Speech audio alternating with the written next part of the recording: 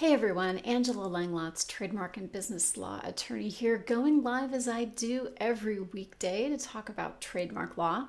Today, I would like to talk about how we decide what is a trademark infringement. Now, a proposed trademark, we'll call that the junior trademark, infringes an existing trademark, which we'll call the senior trademark, if it is likely to cause confusion in the mind of the consumer. Now, what does that mean exactly? Sometimes we can look at something and say, oh yeah, that obviously infringes. Now, I did an example of this a couple weeks ago, maybe it was a couple months ago, I forget, about Bock versus Bock. Remember the beer video that I did where we looked at various factors in the appearance of the trade dress, the overall look and feel of what was being offered to the consumer. Now, here it is again, just in case you forgot. So remember how we talked about Bock, right? Bruegel Bock versus Shiner Bock. And if you look at these two, I think anybody would agree that, hey, if I were running into the store and grabbing something off of the shelf, I could very well be confused about the source of the goods when confronted with both of these packages on the shelf, right? So this is an example of how sometimes visually we can see something and go, yeah, that looks really similar. But what about cases when we can't? What are the factors that we take into account when we can't just look at something and go, oh yeah, that's an infringement? Sometimes it's a little more challenging, and often when we're accusing somebody of infringement, we need to be able to articulate why it's an infringement. It's not just enough to say, well, I think it's an infringement, right?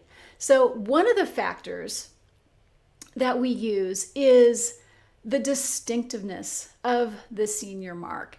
If a mark is really distinctive, then it's more likely that the junior mark, in the course of making something similar, has had some kind of naughty intention in order to kind of ride the coattails or trade off of the goodwill and reputation of the senior mark holder.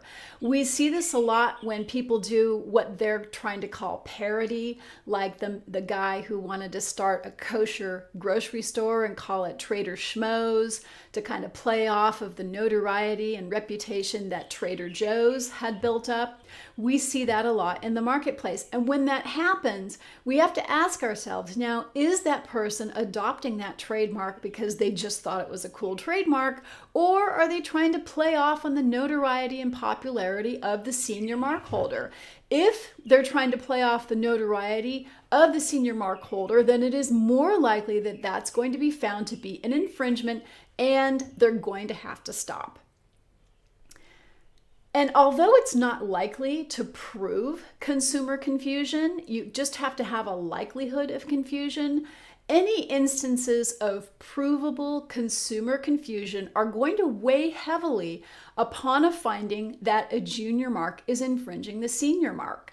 This is because if the consumers are actually confused, it goes beyond then a likelihood of confusion. And here we have actual confusion. And so that is a factor, absolutely, when we're trying to decide if something infringes.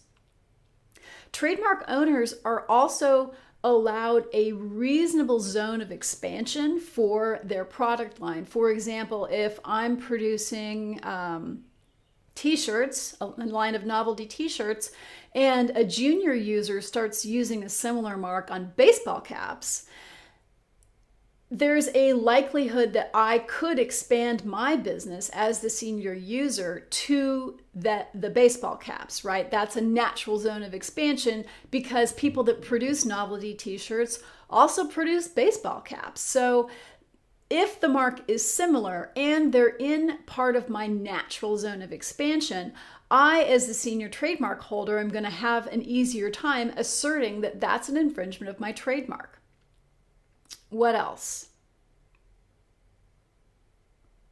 Well, the point is, there's no one bright line test for infringement. it takes into account, the whole infringement analysis takes into account a number of factors, but we always look at the infringement or the alleged infringement in the context of the goods themselves, the landscape of the products that are being offered, not just by the senior user and the junior user, but other users, what's common in the marketplace, and then we make a decision. There's no one test. We take into account a lot of different factors depending on the context in which we are conducting the analysis. I'm Angela Langlotz, and if you found this video helpful, please share it. You can find me online at TrademarkDoctor.net. You can also find me on Facebook at facebook.com/TrademarkDoctor. If you like my Facebook page, you'll be notified every time I go live, which is every weekday right here on Facebook.